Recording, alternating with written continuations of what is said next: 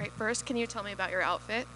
All right, so this sweater, I just felt like today, I just wanted to pop out today. I felt real good today, so I went in my closet. Actually, I was gonna wear some white Air Forces, not my Hello Kitty Crocs, because I had the light blue jeans, and then I had this sweater. I don't know, I just felt good today. Someone just told me to dress up. Just dress up, just be different. Does it feel good to be able to just leave your own house and just come fight and not have to fly somewhere and go through the whole hotel process? Oh, it's so like easy. You know what I mean? It lets you just sit there, be relaxed, get your thoughts together. So it's a lot easier fighting, in Vegas since it's my home now. So fighting at home is a little bit easier. Can you just talk to me about how you feel about your performance overall today? I don't like it. Honestly, I need to get my fat ass in better shape. That's one. He need to lose his belly. Two, it was moments where I know I rocked him, where I could have definitely pushed a little bit more to finish, But I think I like it, but I feel like it could have been better. That's just me, though. What about your opponent? What did you think of him? Were you surprised by anything that he was putting out, or? Honestly, I thought he was going to be a lot stronger. That was probably one of the biggest things. When you look at his highlights, you look at his fights, I thought this dude was going to be a tank. In my head, this dude was like fucking Goliath, you know what I mean? And obviously, I have my teammate Zach, so I got a 300-pound wrestler in my camp. He basically looks just a bigger size of him, So in my mind, I expected me fighting Zach this whole camp, That's kind of how I expected. But once I got out there, I was like, damn, he's not as strong as I thought he was going to be. What about the eye? It looks terrible from here. Oh, it's fucking. He poked me in my fucking eye, and I was like, fuck, I cussed. But yeah, I don't know how a black guy get a black eye, but you know what, fuck it.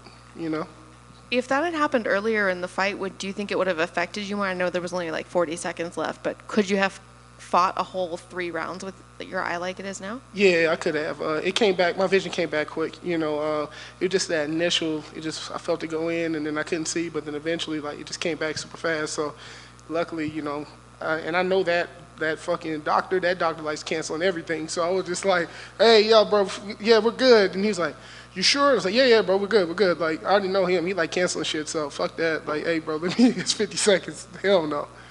So what's next for you? When would you like to get back in there? Do you have a location or a date in mind? Honestly, right now, it's just about growing. Like I said from the beginning when I first signed, top 15 or it don't matter. You know what I mean? Whatever gets me in that title, to that top 15. So I want to be back around June. I think June will be a good time. Summertime, my mom's birthday, have some extra cash. Kind of splurge on her. So, definitely go back to the gym, lean up, train some more, and then figure out the rest. Really. Thank you. What's your thoughts on, you talked a little bit about the Apex being close. A lot of people tend to kind of crap on the Apex because they think the energy is not so great. What does it feel like for you going out there? Apex seems to be like a lucky charm for you. You win when you come to the Apex. What will you think about when you walk out there? Do you enjoy the environment? Do you enjoy fighting in the Apex? It's funny. I'm going to be honest with you. This is my 25th fight from amateur and pro, and I felt, for the first time, honestly, I felt comfortable in there. I felt clear. I felt... I was able to think, which was kind of a little bit different. Usually I'd be cloudy, I second guess myself, but honestly, this time I just felt more clear, when I was out there. So, and plus, I'm undefeated in the Apex, so you know what? Keep me in Apex, we'll keep getting these wins, and fuck it, I'll make it to the top 15 that way then. How do you feel about your striking? It looked like as you warmed up a little bit and as the round started going, it looked like your hands were flowing a little bit better and you're hitting a little bit better. How do you feel about your striking tonight? Honestly, I just wanted more blood. I was like, let's hit him on the nose. We want more blood, and then, I got to switch it up. I tried to throw the push kicks in there, tried to throw the low kicks, because I seen he was heavy on his leg. But honestly, I just wanted more blood, more blood. That's all I was looking at as the fight kept going. I was like, I just want more blood, and then I look at my fight shorts now, and they're fucking bloody. So I take that back. And I know, last one for me. I know you said you want to kind of come in there. You were cracking on your weight a little bit. You did weigh in 265 and a half, I believe. So you thinking the goal for the next time, you want to try to come in a little bit lighter? Yeah, let's try like 250. You know what I mean? Let's get down, walk around 250, 255 and see how that goes. I feel like I finally feel strong enough for the heavyweight weight class, but now let's just start to look like an athlete. Is that you think that's going to be a big change, or is that just cutting out some things when it comes closer to fight week? Yeah, no, it's going to be a big change. I'm going to have to change my whole lifestyle for this, and obviously I'm a party tonight. Everybody, Palominos, 10 p.m. Okay. I'm letting you guys know. You guys are welcome. I don't want to hear no bullshit. you know. But fuck, you know, I'm gonna get done with tonight, and then me and my coaches and my nutritionist Don at PI, we talked about this all week. You know, she definitely want to get me leaner, and then you got my Muay Thai coach back there, Trauma. You know, he's been talking shit all week too. So you know what I mean. So I mean, let's get some abs or something. You know, let's whatever we got to do. Awesome. Congrats on the win. I look forward to seeing the maps next time. Thank you, guys. Jamal, over here, back here. Congratulations on the win. First 3 UFC fights in the books. What are your biggest takeaways so far from your early career? Believe in yourself. That's probably the biggest thing. You know, believe in yourself. You know, and just keep working.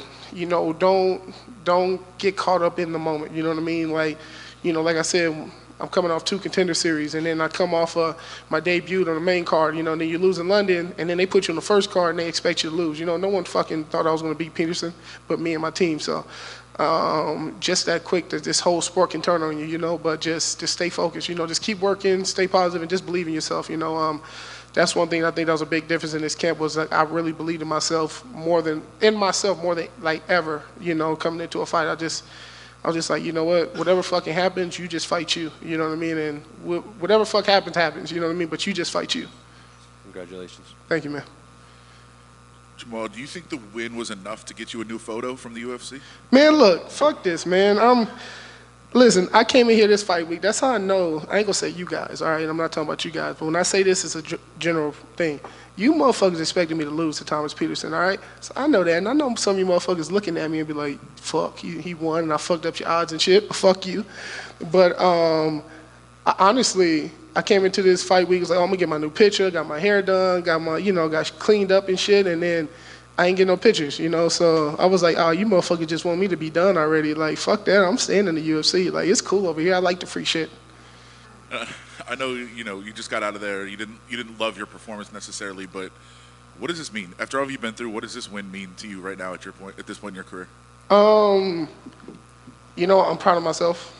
You know what I mean? Just pushing. You know, I think I heard something this week. It was with Meatball Molly. They were talking about Meatball Molly today, and it was Tuesday when we checked in, and they were talking about how she used to work full time, and then she used to.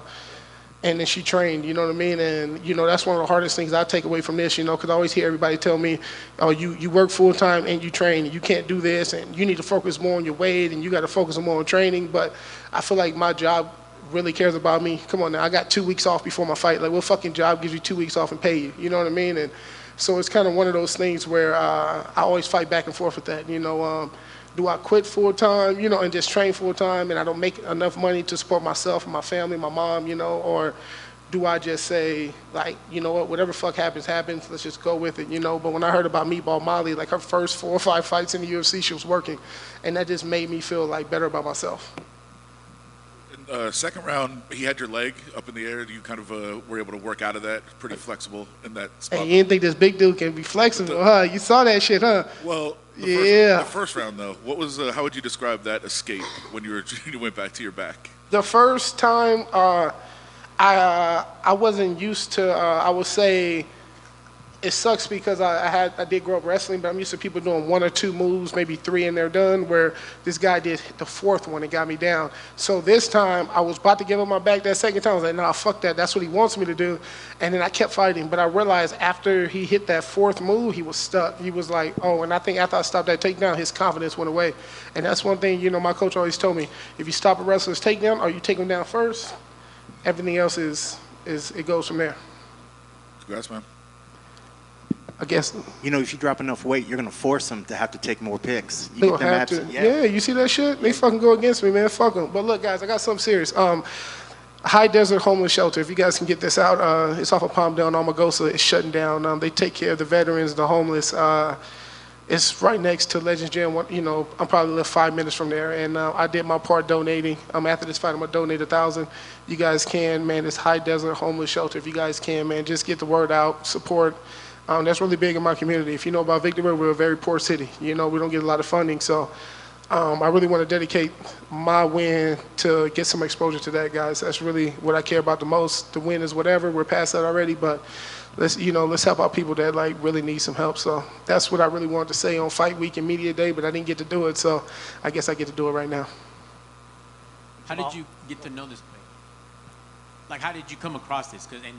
Beautiful to use that platform to educate people. How did you come across that location, that facility? How does it tie into it? You know, I still follow Victor Valley News Group and everything, but that's my hometown. I still have a lot of friends and family there, so they share, they repost it, you know, and they sent it to me to use my little 12K followers, you know, get some awareness, you know. So I don't have a big platform, but whatever I can, you know, I'd rather share it, you know, and I just want the world to know, man, it's really big in our community. It really does help a lot of people out. So, like I said, I've been homeless many a times in my life, so it just means a little bit more to me if I can just use my my platform to help someone else. That's crazy, man. Is it like a funding thing, or how did people react when they heard that this is going to be shut down? That's crazy. It was big in my city. It's funny, like, people don't care until it, like, shuts down, but it's really big. You know, at some point I had friends who were out of that point, and I didn't even know about it because, you know, people don't want to talk about their life, but I had friends out of there. I've done a lot of community work back home because of that. So to see that and to see that it's closing down, it kind of broke my heart. You know, it was just like, damn, man, that's my city. I'm in Vegas now, but that's still home for me. I appreciate it, man. Thanks for letting us know. Congrats on the win. Thank you. Jamal, one quick question for me. Jumping off of what Armando was just saying there, for you, how do, not only in your life, but as a man, how have you learned from those situations? You learn a lot through your situations, man. You have no other choice. You know, if you're like me, you never had no chance to turn around and run. You know, it was me. I had to face the world at a young age, you know. So at 17 years old, man, I'm living out of Joe Daddy Stevenson's house. You know, and so I had to learn at a very young age to be a man, you know. So I still have a lot of work to do. I still get scared. I still have fears. I still have all this shit. But, you know, you just face it, you know, and I don't get to turn around. You know, I don't get to quit and say, this is it. Someone's going to take care of me or someone's going to feel bad for me, man. Nobody felt bad for me. I just have to work, you know. So win or lose or good things or bad things, I just work, you know, and I just pray for the best. That's honestly the only thing I've done, and I guess I prayed enough and I got here, you know. I was just thinking about it today before I walked out, you know, my name and everything. I saw Las Vegas UFC, and I was like, damn, I came a long way from fighting in someone's fucking barn and fighting out of Victorville, California, you know. So it's crazy to me, but you know what it is. You just work, man. You just keep working, you don't give up. And to the kids and people and adults out there that's going through problems, you just got to keep fighting for something. You know, find something that's worth fighting for, and you just go for it, no matter how bad it scares you. That's an incredible story. Congrats on the win. Thank you, guys. And if all you guys went against me, fuck you. If you went for me, I appreciate you. I don't give a fuck if you guys are my friends or not, but you know what? Do not count me out, because if you knew my fucking full story, it's a blessing to be here. But other than that, guys, you guys have a good fucking day. I wish you guys the best. If I see you guys at the after party, I see you at the after party. If not, man, God bless, take care, hug your family, your kids, all that shit, and I'll see you guys in a couple months.